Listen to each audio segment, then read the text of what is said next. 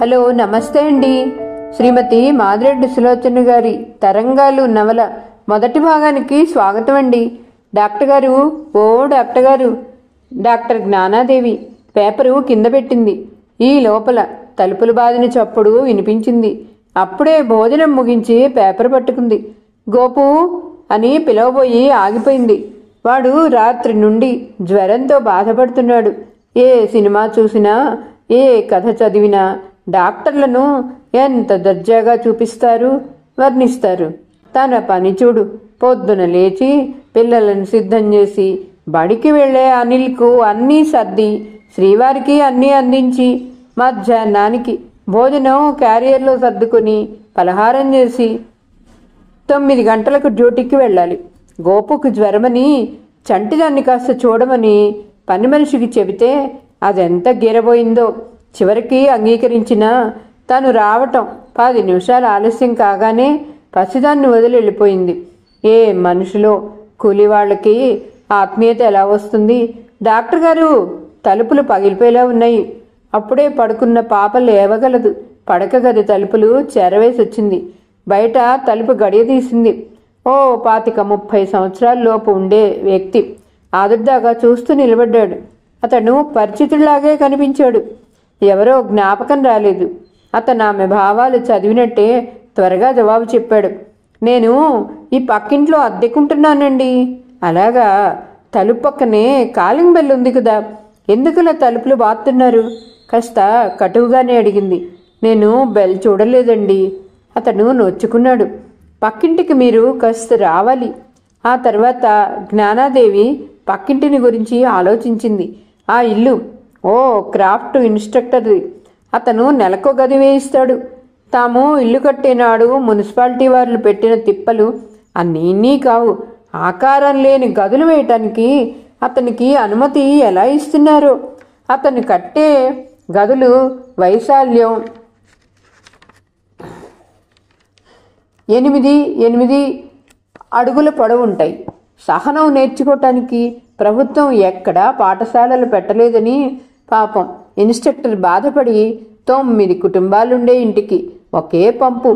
పొడుగువారికైతే మెడ వరకు, పొట్టివారైతే తల వరకు వచ్చే గోడలతో ఒక స్నానాల గది కట్టాడు. ఆ గదులకు దూరంగా తడికెల దగ్గరగా ఓ మరుగుదొడ్డి కట్టాడు.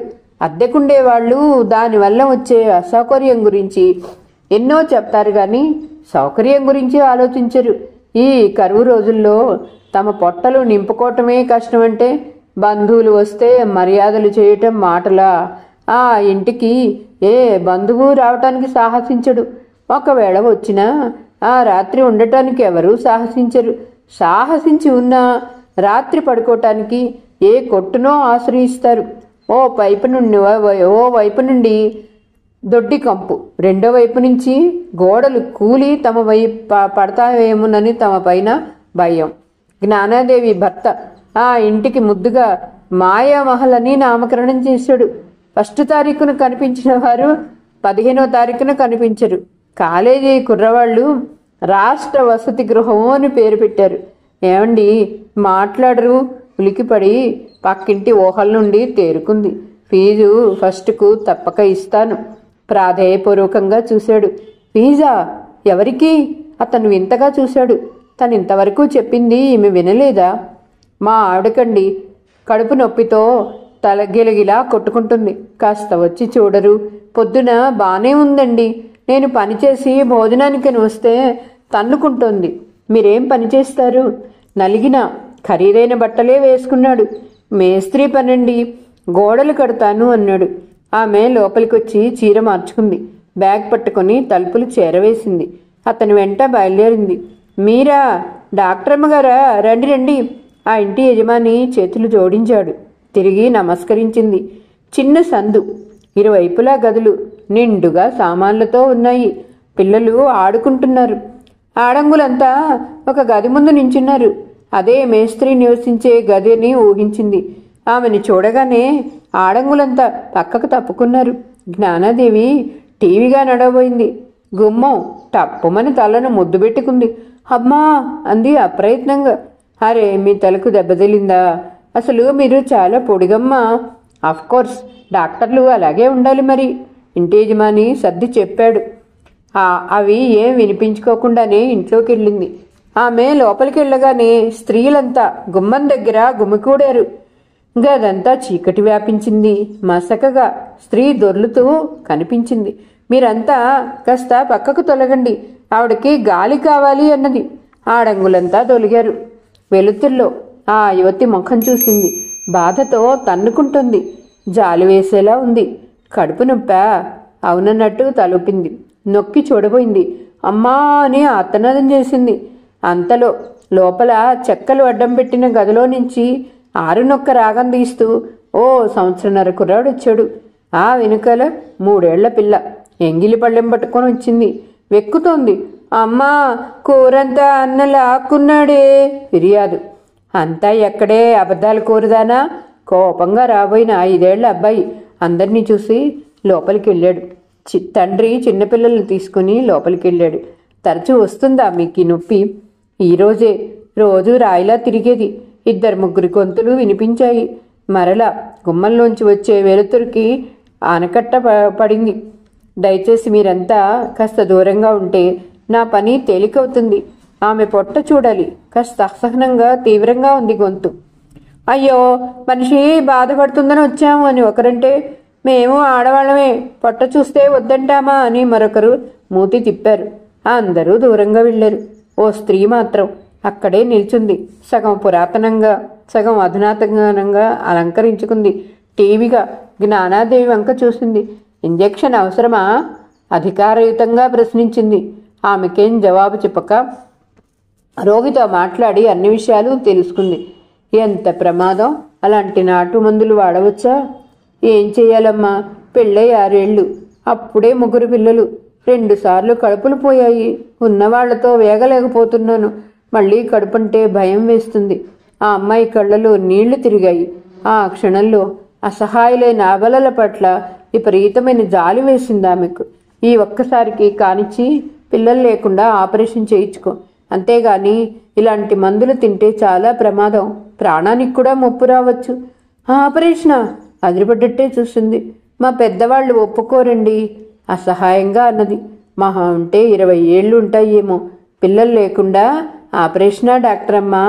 నిల్చున్నావిడ ప్రశ్నించింది. అవునన్నట్లు తల ఊపింది. ప్రతి మాటలో మాట కలుపుతుందే అని విసుగ్గా అనిపించింది. అదేం మాటమ్మా? మీకు నమస్కారం, అంత పాపపు పని చెయ్యమని ఎలా చెప్తున్నారు? భగవంతుడు ఇస్తాడు. అది నిజమేనండి. ఇలాంటి నాటు మందులు తిని గర్భం విచ్ఛిన్నం చేసుకుంటే పాపం కాదా? అదృష్టం ఉంది కాబట్టి ప్రమాదం కాకముందే తెలిసింది. బ్యాగ్లో నుండి టాబ్లెట్లు తీసి రోగి చేతికిచ్చింది. కాస్త ఆయన పిలవండి, మంచినీళ్ళు లోపలున్నాయి. ఆ యువతి మూలుగుతూ చెప్పింది. ఇంటావిడ కదులుతుందేమోనని చూసింది. ఆవిడ అలాగే నించుంది. ఆమె 2వ గదిలోకి తొంగి చూసింది. డబ్బాలతో కుండలతో నిండి ఉంది. నడుమ ఉన్న ఖాళీ స్థలంలో అన్నం చిమ్మబడింది. పెద్ద కుర్రాడు కంచెం నాకుతున్నాడు. చిన్నపిల్లలకు తండ్రి తినిపిస్తున్నాడు. అతన్ని అడగటం దేనికని తనే గ్లాసులో నీళ్లు తెచ్చి ఆమె చేత మాత్రలు మింగించింది. వెనకాలే ఆమె భర్త వచ్చి జ్ఞానాదేవి వంక చూశాడు. చూడండి, ఆమెని వెంటనే విక్టోరియా ఆసుపత్రిలో చేర్పించాలి. నేను మందులిచ్చినా లాభం లేదు. రిక్షా పిలవండి అంది. తిని తీరికగా కూర్చుని ఏదో చేసుకుంటుంది. అవతల నా పని పోతుంది. పిల్లల్ని ఎక్కడుంచాలి? అతను గొణుక్కున్నాడు. జరిగిన దానికి విచారిస్తే లాభం లేదు. వెళ్ళి త్వరగా ఆమెను ఆసుపత్రిలో చేర్పించండి. అతను బయటికెళ్ళాడు. ఓ సూదిస్తే తగ్గుతుందేమో. అప్పుడే గుమికూడిన స్త్రీల సలహా. ఊరికే ఇవ్వమంటే ఇస్తారా? చేతిలో డబ్బు పెట్టాలి గాని. ఇంటావిడ అందుకుంది. జ్ఞానాదేవికి మండిపోయింది. అవతల ప్రమాదం ముంచుకొస్తుంటే అవసరమైతే ఇచ్చే ఒక్క సూది ఇచ్చే సత్తా తనకి లేదా? ఆ మాత్రం ఉదారత చూపలేదా? ఏ క్షణంలోనైనా పిండం బయటికి రావచ్చు. పరికరాలు అవి తన దగ్గర లేవు. ఇంజెక్షన్ అవసరమైతే ఇవ్వలేకపోయాక నేను ఎందుకండి? ఆ అమ్మాయికి అవసరం లేదు. అందరూ డబ్బుకు గడ్డి తినరని మీరు తెలుసుకోవాలి అన్నది తీక్షణంగా. డాక్టర్ గారు, మా ఆవిడ బంధువులంతా చదువుకున్నవారే. మందులు అవి తెలుసు, అందుకే అడిగారు. That is matter. ఆడంగి ముత్తయ్యలా చేతు తిప్పుతూ ఆమె భర్త వచ్చాడు. జ్ఞానాదేవి ఏదో అనబోయేంతనే మేస్త్రి రిక్షా తెచ్చాడు. భార్యను తీసుకెళ్ళి రిక్షాలో కూర్చోపెట్టేలోగానే మేస్త్రి రిక్షా కూర్చోపెట్టి ఇంట్లో నుండి గుప్పెడు పప్పు తెచ్చి పిల్లలకు తలా కాసింత పెట్టి ఆడుకోమని చెప్పాడు. పప్పు చేతిలో పడగానే మరేం మారం చేయలేదు పిల్లలు. జ్ఞాన దాని బ్యాగ్ తీసుకుని బయటికి రాగానే అతను ఇంటికి తాళం వేసి ఆమె చేతిలో బ్యాగ్ అందుకోబోయాడు. పర్వాలేదు, మీరు త్వరగా వెళ్ళాలి. అక్కడ డాక్టర్ మార్గరెట్ ఉంటారు. నా పేరు చెప్పండి, రేపు ఉదయం నేను వెళ్ళి చూస్తాను. అతను వెళ్ళిపోయాడు. అతను కూర్చోగానే రిక్షా కదిలింది. జ్ఞాన 2 అడుగులేసింది. మా ఇంట్లో కాసేపు కూర్చుని వెళ్దురుగాని రండి, ఇంటి యజమాని ఆహ్వానించాడు. మరోసారి వస్తాను. ఇంట్లో చంటిపిల్ల ఒక్కతే ఉంది. ఆమె వెనకాలే అతను బయటకొచ్చాడు. ఈ మొక్కలు చాలా బాగున్నాయి కదండి. యూనివర్సిటీ బొటానికల్ గార్డెన్లో తెచ్చాం. ఇంటికి మొక్కలు అందం ఇస్తాయి. వాట్ ఐ ఫీల్, మీరేమంటారు? నిజమేనండి అన్నది ఓ మూలనున్న ఆముదం మొక్క వంక చూస్తూ. మా ఆవిడ కొన్న పూలు ముడవదు, కొన్న కూరలు తినదు. వెధవలు నీళ్లు చల్లుతారండి, అవంటే అసహ్యం. చదువుకోలేదు గాని ఎన్ని తెలుసని. మొన్నో రోజు నేను బయట నుండి రాగానే, ఏమండోయ్, కోడిగుడ్డు ధర 25 పైసలు కాదు 30 పైసలు, ఇప్పుడే వార్తల్లో చెప్పారుంది. నాకెంతో సంతోషం అయిందండి. ఆ మాత్రం వార్తలు చెప్పేది ఎవరండి ఈ రోజుల్లో? ఐ మీన్ ఇళ్లల్లో ఉండే ఆడవాళ్ల గురించి. ఈయన భార్య ఆయన వింటూ కూర్చుంటే లోపల పాపలేస్తుందేమోనని బచ్చలి కూర వంక చూస్తూ త్వరగా ఇల్లు చేరింది. ఇంట్లో నుండి పనిదాని రాగాలు. ఆయ్ అమ్మ బూచి, ఊరుకో. గోపుగాడి నీరసమైన ఓదార్పులు వినిపిస్తున్నాయి. త్వరగా తలుపుకు వేసిన తాళం తీసింది. అంత జ్వరంలోనూ పాపను ఆడించేవాడంటే విపరీతమైన అభిమానం కలిగింది.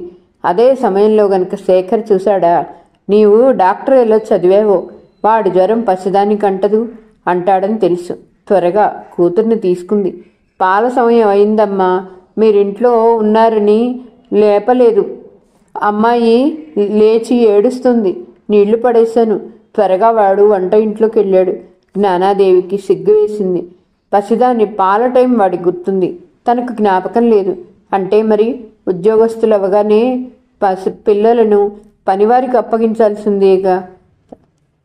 తల్లి మాంగళ్యం చేతికి దొరకగానే ఏడుపు మానేసింది పసిది. గోపు పాలు పట్టడానికి వచ్చాడు. నువ్వు వెళ్ళి పడుకోరా, పాపకు నేను పాలు పడతాను. వాడి చేతిలోని సీసా అందుకుని పాపను తీసుకుని కూర్చుంది. అయ్యగారు, అనిల్ బాబు వచ్చే వేళ అయిందమ్మా. జ్ఞాన వాడి ఒంటి మీద చెయ్యేసి చూసింది. చల్లగానే ఉంది, నీరసంగా కనిపిస్తున్నాడు. అన్నీ నేను చూసుకుంటాను కానీ నువ్వు వెళ్ళి పడుకో. వాడు వెళ్ళిపోయాడు. పాప పాలు తాగుతుంటే అలా సంబరంగా చూస్తూ కూర్చుంది. గాడ్ ఈజ్ గ్రేట్ అండ్ గ్రూట్ పెద్దగా వినిపిస్తుంది. అనిల్ మహాశయుడు వచ్చాడని తెలుసుకుంది. పాపను ఉయ్యాల్లో వేసి తలుపు తీసింది. రిక్షావాడు అనిల్ టిఫిన్ బ్యాగ్ తెచ్చిపెట్టి వెళ్ళిపోయాడు. అదేం పాటరా, God is great and good అని పాడాలియరా అన్నది. నీకేం తెలియదు మమ్మీ, రిధం కలవదు. బూట్లు విప్పి ఆ మూలకోటి ఈ మూలకోటి విసిరేశాడు. రిధం కలవదని పాటను ఖూనీ చేస్తావుట్రా. అంటే మా బడిలో పిల్లలంతా అలాగే పాడతారు మమ్మీ. తినటానికేముంది, బిస్కెట్లున్నాయి, హార్లిక్స్ ఇస్తాను పద. అనిల్ బూట్లు ఇలాగేనా పెట్టేది? గోపుగాడిని పెట్టమను.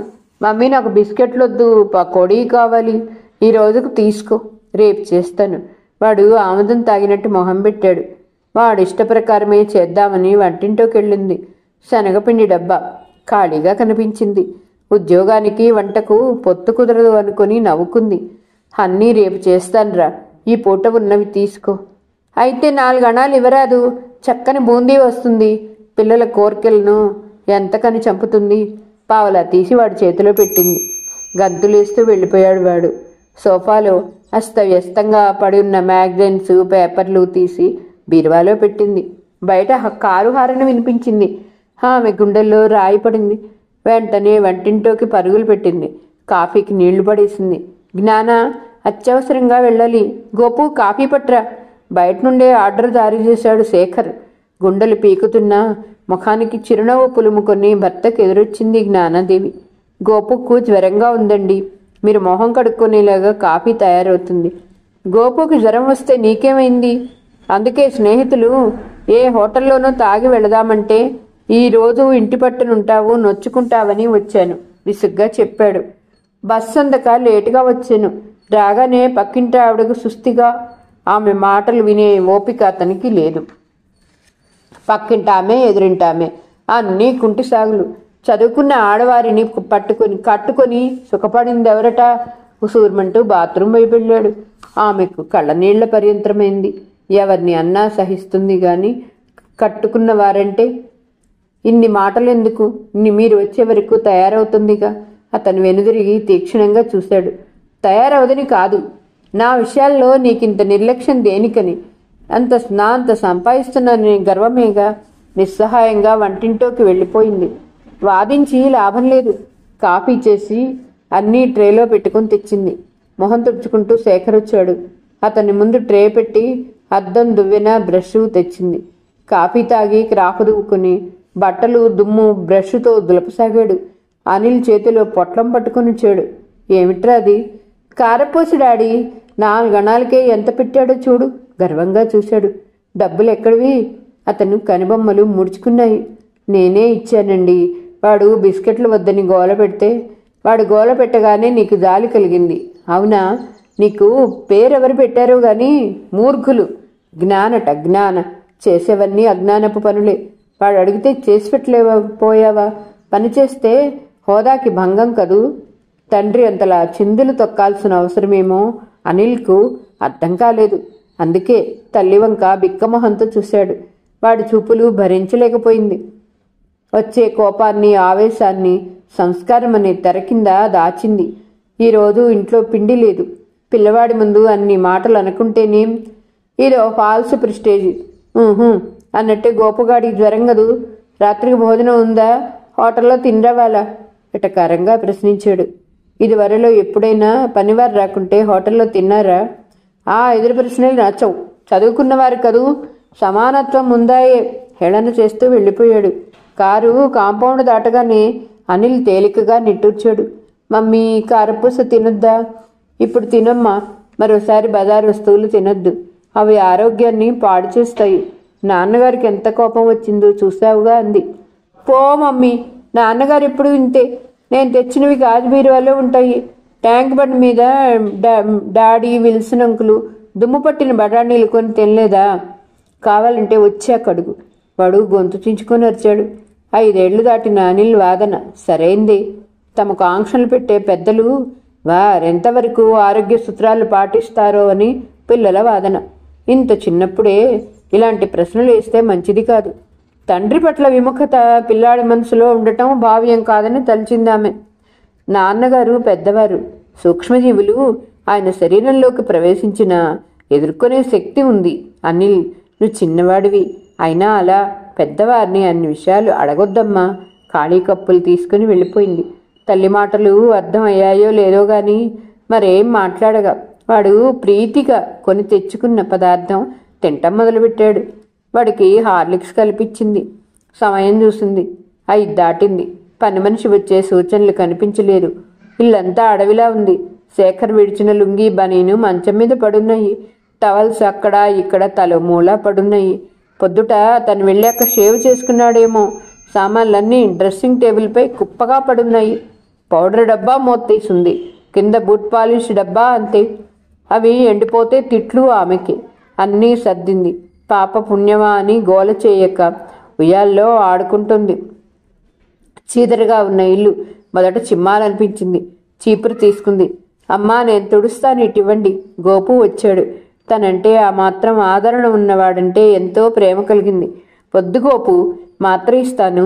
కెటిల్లో కాఫీ ఉంది, తాగు. వాడికి మాత్ర ఇచ్చి తన పనిలో లీనమైంది. పని కూడా చురుగ్గా సాగటం లేదు. పదే పదే భర్త అన్న మాటలే గుర్తుకొస్తున్నాయి. నీ పని సాగనిస్తానా అన్నట్టు అనిత రాగాలు పెట్టింది. వరండాలో చాప వేసి ఆట సామాన్లు వేసింది. అనిత వాటిని చూడగానే కేరింతలు కొట్టసాగింది. అనిల్, చెల్లాయిని చూస్తూ ఆడుకోరా, కొడుక్కు చెప్పింది. చెల్లాయిని చూస్తూ ఎలా ఆడుకుంటాడు? నువ్వే చూసుకో, నిర్లక్ష్యంగా చెప్పి బయటే ఆడే పిల్లల గుంపులో కలిసిపోయాడు. ఆ తండ్రి కొడుకేగా నిట్టూర్చింది. ఏం తల్లి, మరి కాసేపు తొట్టెలో ఆడుకుంటే ఏం మునిగింది? చిరుకోపంగా కూతురు వంక చూసింది. అమ్మా, నాకిప్పుడు బానే ఉంది, అమ్మాయిని చూసుకుంటాను గోపు అడిగాడు. వాడికి చెమట పట్టింది. షర్టుతో చెమట తుడుచుకుంటూ వచ్చాడు. పాపను వదిలి వంట ఇంట్లోకి వెళ్ళింది. పాత్రలు శుభ్రం చేస్తుంటే చిన్నప్పుడు తండ్రితో ఆచార్యులన్నమాట గుర్తుకొచ్చింది. ఏమిటయ్యా లోకనాథం, కూతుర్ని ఇంకా చదివిస్తున్నావా? ఎంత చదివినా వంట ఇల్లు అంట్ల పాత్రలు తప్పవుగా. నిజమే, అనుభవం మీద అనే మాటను ఆ క్షణంలో అపార్థం చేసుకుంటాం. అన్నీ తొలిచిపెట్టి స్టవ్ అంటించింది. నయం, నైట్ డ్యూటీ క్యాన్సిల్ అయింది. ఎప్పుడో చేసిన ఓవర్ వర్క్స్కు కాన్సన్ట్రేషన్ ఇచ్చారు. లేకుంటే ఈ పూట ఇల్లు ఎలా గడిచేదో. గ్యాస్ స్టవ్ కొనుక్కోవాలని ఎన్నాళ్ల నుండి అనుకుంటుంది. ప్రెజర్ కుక్కరును. తీరికున్నప్పుడు డబ్బుండదు, డబ్బున్నప్పుడు తీరికుండదు. అలా కాలం గడుస్తుండగానే గ్యాస్ పొయ్యికి డిమాండ్ పెరిగింది. మార్కెట్లో అప్లికేషన్ ఇచ్చి వెయిట్ చేయాలి. అప్లికేషన్ విషయం ఎన్నోసార్లు భర్తతో అంది. మంచి మూడ్లో ఉంటే రేపు, ఎల్లుండి, ఏం పని లేదు జ్ఞాన, తప్పక అప్లై చేస్తానంటారు. అలాంటి రేపులు ఎల్లుండులు ఎన్ని గడిచాయో. మూడ్స్ లేకుండే ఖచ్చితంగా అనేస్తారు. సమాన హక్కులంటూ బజార్లన్నీ తిరుగుతారుగా, ఈ పని చేయటానికేమంటాడు. అన్నానికి పడేసి నీళ్లు పడేసి యువతలకొచ్చింది. ఇల్లు ఉడ్చినట్టున్నారు, సాగదీసుకుంటూ వచ్చింది పని మనిషి. ఇప్పుడు సమయం ఎంతో తెలుసా కొండమ్మ? 6 దాటింది. ఆమె మాట పూర్తి కానివ్వలేదు. తన నోరే గంపంత చేసింది. ప్రజాస్వామ్యానికి అర్థం ఎరిగిన పని మనిషి. సమయం చూసుకుంటూ రావటానికి మా దగ్గర గడియారాలు ఎక్కడవమ్మా? పొద్దంతా మీ పిల్ల దగ్గరే ఉంటుని అవతల ఇండ్లు చెయ్యాలా వద్దా? పొద్దంతా ఎక్కడ? 2 గంటలున్నావు. దానికి వేరు డబ్బు ఇస్తాను అనలేదా? అందరూ 5, 6 ఇస్తే నేను 15 రూపాయలు ఎందుకు ఇస్తున్నాను? ఉద్యోగస్తురాల్ని, పని ఉంటుందని, ఆలస్యంగా వస్తావని గోపుతో చెప్పకూడదు. ఒక్కరోజు ఆలస్యమైతే ఇంత రాద్ధాంతమా? 100లు ఇచ్చే సర్కారు నౌకరీలు కూడా ఇంత కత్తి మీద సాములుండబోయామో. నోరు చేయటం మాత్రం తెలుసు. నేను నీతో మొదటే అన్ని విషయాలు చెప్పాను కదా. ఈ గోలంతా దేనికమ్మా? చేతికి గడియారం కట్టుకొని టైం మీద వచ్చే పని మనిషినే ఎట్టుకోండి పనిలో. ఏం పనం, ఎంత చేసినా తరగదు. జ్ఞానకు మండిపోయింది. తనను చూస్తే పని మనిషికి కూడా అలసేనా? దానికి కారణం తనే. ప్రతివారు గోరంతలు కొండంతలు చేసి సాధిస్తారు. తను అన్నిటికీ సర్దుకుపోతుంది. దానికంత గీరగా ఉంటే తనకైనా అభిమానం లేనిది. వారానికోసారి ఇలా బెదిరిస్తూనే ఉంటుంది. పోనిస్తే పీడా పోతుందనుకుంది. కానీ రేపటి సంగతి ఆలోచించలేదు. ఆవేశంలో ఆలోచన రాలేదు. ఊరికే వెళ్తానని బెదిరించడం దేనికి? వెళ్ళు, పని చెప్పకే, డబ్బులు ఎవరిస్తారో అక్కడికే వెళ్ళు అన్నది. కొండమ్మ దండిగా ఆశ్చర్యపోయింది. ఏనాడు అలా అనలేదు. అంటే కోపం. అబ్బా ఊరుకో కొండమ్మ అని సరిపెట్టుకుని సగం పనికి సహాయం చేసే జ్ఞానమ్మ ఇలా మారిందేమో అనుకుంది. వెంటనే తను లొంగిపోకూడదని నిర్ణయం చేసుకుందిలా ఉంది. అలానే వెళ్తానమ్మా, పొమ్మన్నాక ఉంటానా? ఆనక ఏం చెయ్యాలి? యజమానురాలికి ఆ మాత్రం తెలీదా? రోజుకో ఇల్లు మారే అలవాటు నీకున్నా, రోజుకో పని మనిషిని మార్చే అలవాటు నాకు లేదని చెప్పేది చూస్తూ చూస్తూ అలా ఇల్లు ఎలా వదులుకుంటుంది? అందరికంటే ఎక్కువ జీతం దొరుకుతుంది. పొద్దుట కాఫీ, టిఫిను, మధ్యాహ్నం భోజనం, మిగిలిందంతా తనకేనాయే. బట్టలు మాసినాడు నిరభ్యంతరంగా ఉతుక్కుంటుంది. యజమానురాలు సరుకు చేయకపోయినా ఎలా ఉంటుంది? నా జీతం డబ్బులు పారేయండి. నా అంతా నేను మానిపిస్తే నీ జీతం పారేసి మానిపించేదాన్ని. నీ అంతా నువ్వు ప్రతిసారి బెదిరిస్తూ మానేస్తానంటావు. మానేశావు. 1వ తారీఖుని ఇస్తాను. నువ్వెంత గోల పెట్టినా లాభం లేదు నిక్కచ్చిగా చెప్పి తన పనిలో లీనమైంది. అది గోలగా అరుస్తూ వెళ్ళిపోయింది. బియ్యం ఎసట్లో పోస్తుండగా బయట ఎవరో పిలిచారు. ఎవరా అని గిన్నె మీద మూత వేసి బయటకొచ్చింది. ఉన్నారా అసలు జ్ఞానాదేవి? 3 మేడల అవతలుండే మేడలో ఉంటున్న ఇంజనీర్ గారి భార్య. ఉన్నారా? మొన్న ఎప్పుడో అన్నారు ఈరోజు డ్యూటీ లేదని. జ్ఞాపకం పెట్టుకొని వచ్చాను అన్నది ఆయాసపడుతూ. అలాగా, రండి కూర్చోండి. గోపు, చలిగాలి వీస్తుంది. అనును ఇంట్లోకి తీసుకురా. అనిల్ బాబుని పిలువు అని కేక వేసింది. చెప్పండి, ఏమిటి విశేషాలు? ఇంజనీరు ఇల్లాలు ఎదురుగా కూర్చుంది. విశేషం ఉంటే గాని రానా? అది కాదండి, పొద్దుపోయాక వచ్చారని. పట్నాల్లో పొద్దుపోవటం ఏమిటండి? కాస్త ఈ స్వెటర్ డిజైను పుస్తకంలో చూసి చెప్తారని. చదివే అలవాటు మాని చాలా రోజులైంది. తలనొప్పి వస్తుంది. తనకు ఇంగ్లీష్ రాదని చెప్పుకోవటానికి నామోషి. ఇప్పుడా ఈ పూట పని మనిషి రాలేదు. గోపుకు జ్వరం, వంట కాలేదు. రేపు మధ్యాహ్నం వస్తానంది. అలాగా, పర్లేదులేండి. ఆ చివరింటో ఉండే పంతులమ్మ ఎప్పుడు అంటుంది, ఏం కావలసినా రండి చూపిస్తాను, దూరమని వెళ్ళను.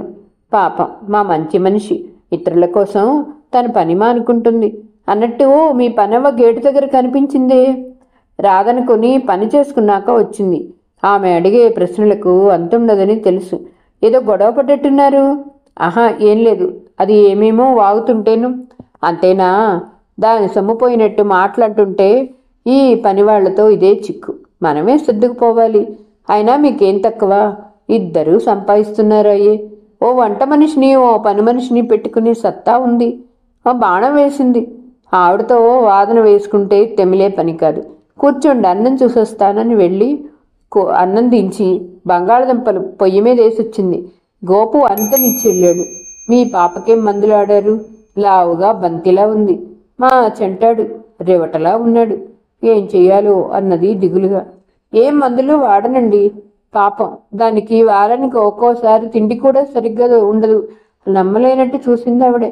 జ్ఞానవంక ఎగాదిగా చూడసాగింది. నువ్వు బంతిలా ఉన్నావు అంటుందేమో, ఏమో కర్మ అనుకుంది.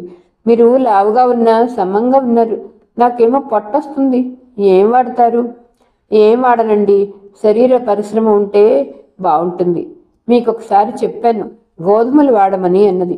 అవే తింటున్నాను. నెలకో డాల్డా వనస్పతి తగలేస్తున్నాను. ముఖం చిట్లిచ్చింది. అక్కడే పొరపాటు చేస్తున్నారండి. వనస్పతితో తింటే లాభం లేదు. నిప్పుల మీద పొంగించిన రొట్టెలు ఒంటికి మంచివి. కూరలు కూడా వేపుడు కంటే ఉడికించినవే మంచివి. నెయ్యి లేని రొట్టెలు ఎలా తింటాము? నా బొందలా ఉంటాయి. మీరు బతికుండగానే బొందెలా వస్తుందా అంటే బయట నుండి వచ్చిన అనిల్ ప్రశ్నించాడు. అనిల్, పెద్దవాళ్ల మాటల్లో తలదొర్చొద్దని ఎన్నిసార్లు చెప్పానురా? తల్లి హోంకరింపు విని మెల్లగా జారుకున్నాడు. ఆవిడే వాడు వెళ్ళిన దిక్కే ఉరిమి చూస్తుంది. వస్తానమ్మా, పనిలేని మాకు అన్ని వేళలా తీరికే. మీరు పని చేసుకుంటుంటే పాడు చేయటం దేనికి? మాకు పొదుపు చేయటం వచ్చా పోడా? డబ్బు కంటే హోదా ఎక్కువని తగలేసుకుంటాం. వణుక్కుంటూ వెళ్ళిపోయింది. తేలికగా ఊపిరి పీల్చింది. బేబీ ఫుడ్ ఉడికించి పాపకు పెట్టింది. కడుపు నిండగానే అది ఆడుకోసాగింది. ఉయ్యాల్లో వేసింది. త్వరగా వంట ముగించొచ్చింది. అనిల్ అన్నం తిందు రా బాబు. మమ్మీ, నువ్వు డాడీ తినేటప్పుడు తింటానమ్మా. వద్దు, నువ్వు కుదురుగా ఉండవు. రోజు ఆయన విసుక్కోవటం చూడలేనురా. వాడు అయిష్టంగా కదిలిచ్చాడు. వాడికి అన్నం పెడుతుంటే హృదయం అంతా కదిలిపోయింది. ప్రతి పిల్లవాడికి ఉంటుంది తల్లిదండ్రులతో సరదాగా తినాలని. ఆ సరదా తండ్రి గ్రహించడు. కొందరు పురుషులంత సహనశీలులో పిల్లలెంత గోల్ చేసినా ఏమనరు. హోటళ్ళకెళ్ళినా పార్టీలకెళ్ళినా మొదట ఓపికగా పిల్లలకు తినిపిస్తారు. శేఖర్కి ముక్కు మీదే ఉంటుంది కోపం. వాళ్ళంతా క్రమశిక్షణకు భంగం చేశారన్నట్టు విదిలించి వేస్తాడు. అందరి ముందు ఎందుకు? తన తండ్రి అన్నలు ఇంటి పనులు ఎంతో సాయం చేసేవాళ్ళు. గంపెడు పిల్లలు, 6 అన్నలు 3 అక్కలు. ఆమెకు బాగా గుర్తు. తండ్రి ఆమెను వైపు చిన్ననో వైపు కూర్చోబెట్టుకుని అన్నాలు కలిపి తినిపించేవాడు. మీరు తినండి, చల్లారిపోతుంది. పిల్లలకు తినిపిస్తూ అరగంటకు ముద్ద తింటుంటే కడుపు నిండుతుందా పాడా అని తల్లి విసుక్కునేది. అవేం మాటలే! ఇలా నా పిల్లలంతా చుట్టూ కూర్చుంటే కడుపు నిండుతుంది. నా చిట్టి తల్లి పంక్తిన లేకుంటే ఏదో వెళ్తి నవ్వేవాళ్ళాయన. తండ్రి లేనినాడు ఓపికగా పెద్దన్న తినిపించేవాడు. అందరి భోజనాలు అయ్యాక ఆలస్యంగా బయట నుండి వచ్చిన ఎవరినో లేపి దగ్గర కూర్చోపెట్టుకుని 2 ముద్దలు పెట్టండి తినేవాడు కాదు తండ్రి. ఏమిటో ఆ ప్రేమలు, ఆ సహనమే వేరు అనుకుంది. మమ్మీ, పెరుగుందా? అనిల్ కేకకు ఉలిక్కిపడింది. పెరుగు తెచ్చి వాడికేసింది. అన్నం తిని తన పుస్తకాలు ముందేసుకుని కూర్చున్నాడు. పాలవాడు వస్తే పాలు తీసుకుని మొదట 2 గరిటెలు పాలు కాచి 2 స్లైన్ల బ్రెడ్ కోసి గోపుకిచ్చింది. వాడు పాలు చూసి మొహం చిట్లించాడు. పచ్చడి కావాలమ్మా. జ్వరంలో కూడా కారం ఏమిట్రా? విసుక్కుంటూ భోజనాల బల్ల శుభ్రం చేసింది. మమ్మీ నిద్ర వస్తుంది అనిల్ ఆవలించాడు. ఎప్పుడు భోజనం చేస్తే అప్పుడే నిద్రట్రా. లెక్కలు చెప్తాను పద. రేపు చేస్తాను మమ్మీ, ఈరోజు చాలా పొద్దుటే లేచాను. 7:30 గంటలకు లేస్తే వాడి భాషలో చాలా పొద్దుట. సరే పడుకో. వాడు పడుకోగానే దోమతెర తెంచింది. లైట్లు ఆర్గమెంటే చూస్తూ కుట్టింటని కొడుతుంటుంది. అక్కడే పడి ఉన్న ఆనందప్రభ చదువుకుంటూ కూర్చుంది. అమ్మ ఎవరో వచ్చింది మీకోసం చెప్పాడు. యువతకి వచ్చింది. నిలబడినాడు. మీ ఆవిడకు ఆత్రంగా అడిగింది. సమయానికి అక్కడికి తీసుకెళ్ళబట్టి గండం తప్పిందమ్మా, లేకపోతే ప్రాణం పొందేదని చెప్పి డాక్టర్ అమ్మ పెట్టింది. అమ్మ అంతా సాయం చేశారు. పోయింది. కులాసాగానే ఉంది అన్నాడు కృతజ్ఞపూర్వకంగా చూస్తూ. ఇంత ప్రమాదం ఉంటుందని నేను ఆసుపత్రికి తీసుకెళ్ళమని మనం భవనం కంటే ఎక్కువ ఇంటి యజమానురాలు తప్పుగా ఉద్దం చేసుకుంది. లేదు కదా, ఇంతటితో సమాప్తం అండి. మరి తర్వారి భాగంతో కలుద్దాం. కథ మీకు నచ్చితే ప్లీజ్ లైక్, షేర్, సబ్స్క్రైబ్ అండి, కామెంట్ ఉంటుందండి. చేయవాలి.